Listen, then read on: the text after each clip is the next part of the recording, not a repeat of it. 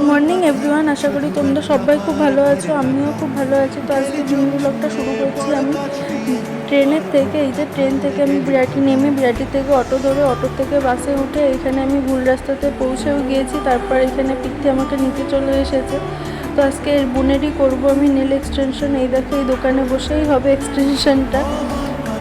তো আমি দেরি না করে বসে পড়েছি কাজে। তো বোন আমাকে যেমন যেমন বলছিল আমি ঠিক তেমনটা করারই চেষ্টা করেছি।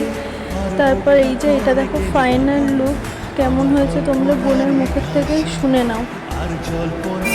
আমি এই দিদির কাছে নিমন্ত্রণ করেছি, আমার তো করে খুব ভালো লাগলো। তোমাদের যদি পছন্দ হয় তাহলে তোমরাও বুকিং করতে পারো।